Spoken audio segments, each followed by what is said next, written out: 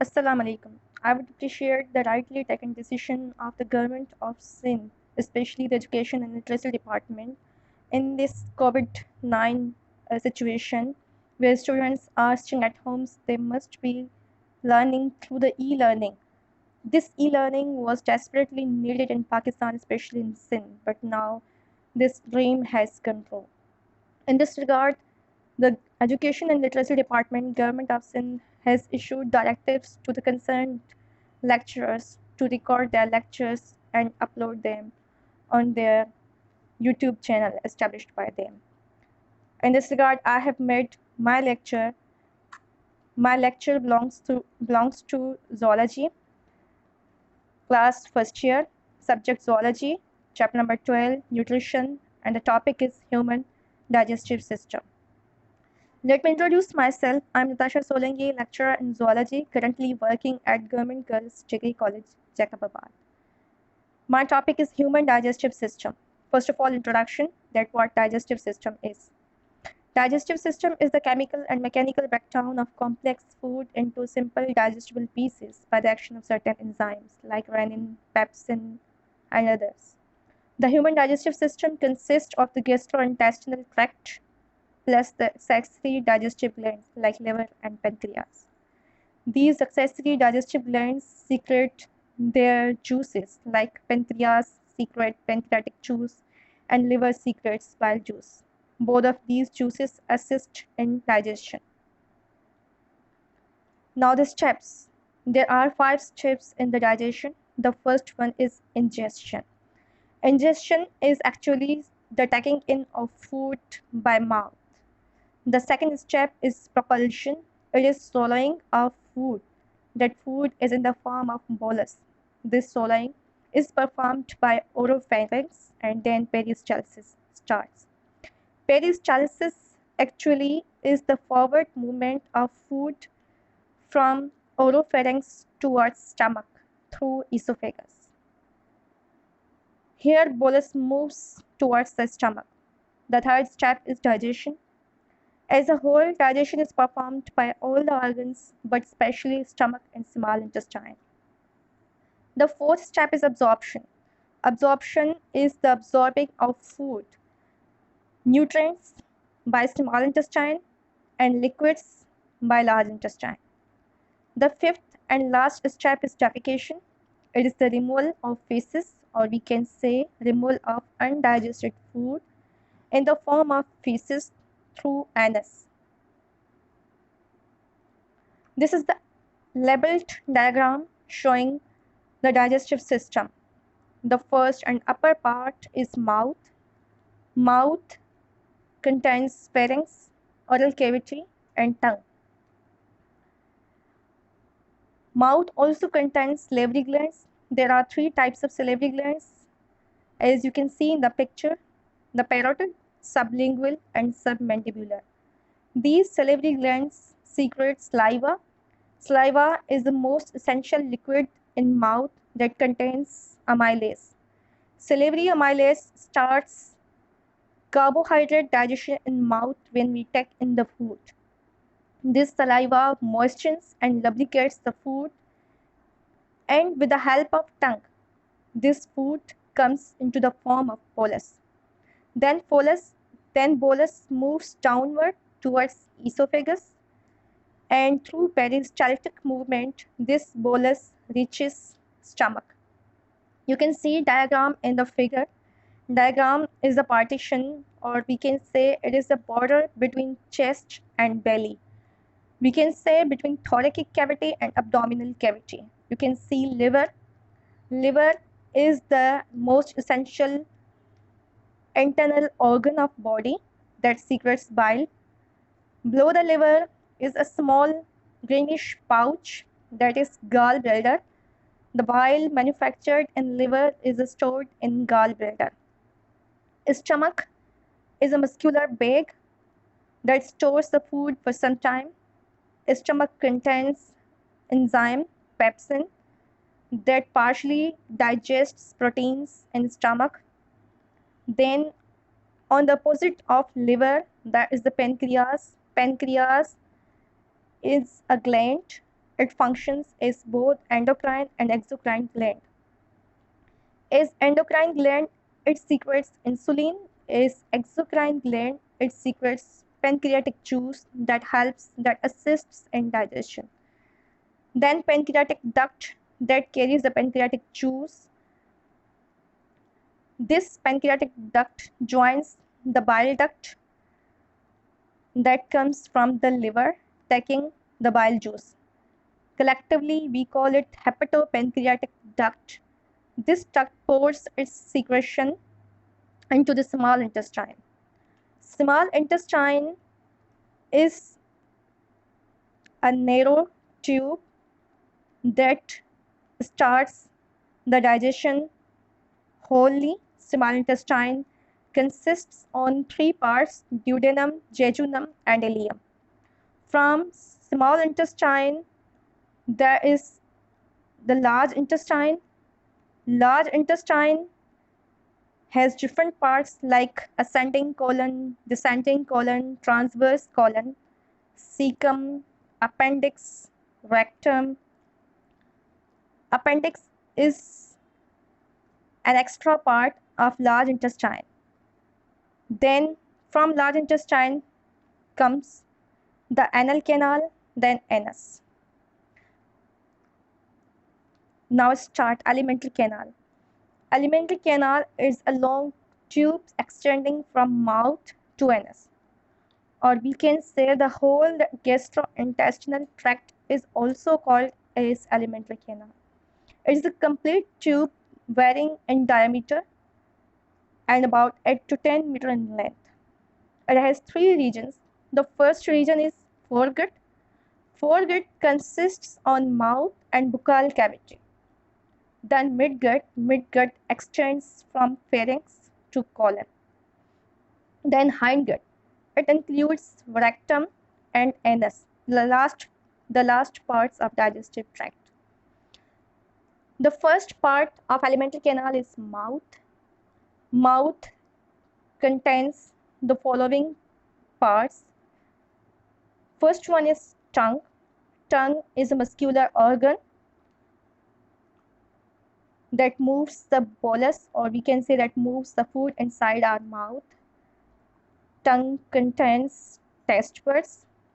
It contains four sorts of taste buds: sweet, saltish, sour, and bitter. Besides tongue, there are salivary glands in mouth that secrete saliva.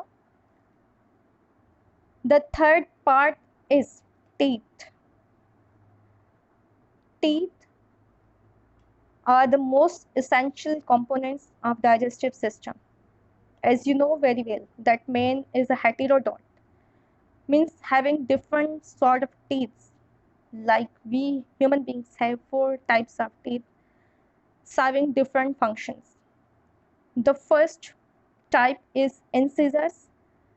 These are front teeth. They are just used for cutting the food. The second type is canines. They are pointed teeth and they are used for tearing the food. The third type is premolar. Premolars grind and chew the food. The fourth type is molar. Molars have the same function as premolars have. Then mouth leads to the pharynx. Pharynx is the posterior part of buccal cavity that accepts the bolus from mouth. Pharynx further leads to glottis. It is an opening leading to trachea. At the time of taking in of food, the glottis closes down, but when we breathe, glottis opens and we take the oxygen in through the glottis. The third part is esophagus. It is a long, narrow muscular tube. It runs down and conducts the food to stomach by peristaltic movement. It closes at the time of taking in oxygen and opens at the time of taking in food. The fourth part is stomach. As you can see in the figure, the stomach has the two ends. The upper end is cardiac end and the lower end is pyloric end. Stomach has the fundus, that is the middle region of stomach. Stomach further leads to the small intestine, and the first part of small intestine is duodenum. Stomach is a thick, muscular, jet-shaped bag present in upper part of abdominal cavity. It has two ends, cardiac end and pyloric end. Now the functions of stomach. Stomach performs a variety of functions. The first one is the stomach is a storehouse for food. Number two, mixing of food with gastric juices until it forms a semi-solid paste called chyme. Number three, stomach empties very slowly, and slow emptying of food from stomach leads towards the duodenum. Stomach contains following enzymes. The first one is pepsin. Pepsin starts digesting proteins in the stomach. The other one is lipase. Lipase digests lipids to some extent in stomach. The third enzyme is renin. Renin curdles the milk, or we can say coagulates the milk in the stomach. Note, another thing that is present in the stomach is hydrochloric acid. Yes, it's an acid. It hydrolyzes foodstuff, and the second most important function of HCl is it kills bacteria and other harmful substances that are found in the stomach or enter with food into our stomach. Now, from stomach starts the fifth part of digestive system, that is small intestine. It is the largest part of alimentary canal, about 6 meters in length, occupying lower part of abdominal cavity. It is further divided into three parts. Its first part is duodenum. It is shortest, measuring about 25 centimeters. It receives the bile and pancreatic duct. The bile duct comes from the liver, carrying bile juice, and pancreatic duct comes from the pancreas, carrying pancreatic juice. Both of the juices enter the duodenum and help in the further digestion of food. Here, the digested food, its nutrients are absorbed into the blood through the extra structures in duodenum that are called as villi. Villi propel the nutrients towards the blood. The second part is jejunum. It is middle and about 8 feet long. The third part of small intestine is ileum. Ileum is the longest part and opens into cecum, that is the first part of large intestine. Large intestine is about 5 feet long, shorter but wider than the small intestine, because small intestine is a narrow tube, but large intestine is the wider tube. It is also further divided into three parts: cecum, colon. The first one is cecum. It is small pouch-like structure about 13 centimeters long and ends at vermiform appendix. Appendix is a vestigial organ. It is vestigial in function, as it has no function in our body. The second part of large intestine is colon. It is a large size structure differentiated into four regions. The first region is ascending colon. The other is transverse colon. The third is descending colon, and the fourth is sigmoid or pelvic colon, as you saw in the label diagram. Colon is involved in formation of feces. The third part of large intestine is rectum. It's about 13 centimeters long and concerned with temporary storage of feces. It leads to anal canal, which opens out by anus, guarded by anal sphincter muscles. These anal sphincter muscles control the excretion of feces. Now look at the anatomy of intestines, both. First, the small intestine is shown in blue and green colors, and its three parts are clear here. The upper part is duodenum, the second is jejunum, and the third is ileum. Then the large intestine. Its parts are colon, rectum, and anus. And the extra part is an outgrowth, that is vermiform appendix, that is a vestigial organ. Now, accessory digestive glands like liver and pancreas that assist in digestion. The first one is liver. Liver can be called as the largest internal organ of body because it has a variety of functions. It acts as a gland. It is reddish brown glandular organ of body present on the right side of body, performing a series of vital functions. Attached to it is a pouch-like structure called gallbladder. Liver manufactures bile that is stored in gallbladder in order to help in digestion of food in the first part of small intestine. The second part is pancreas. It's a leaf-like structure present just opposite to the liver. It is heterocrine. We call it heterocrine because it has two functions. It functions as endocrine gland as well as an exocrine gland.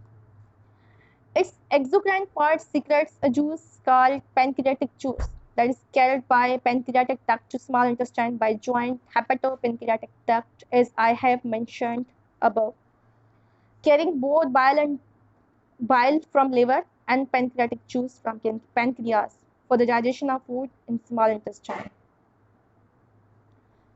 So this was the whole digestive system. Thanks for watching, and if you have any question to ask me, you can write down in the comment section below my video. I would surely respond you there. Thank you.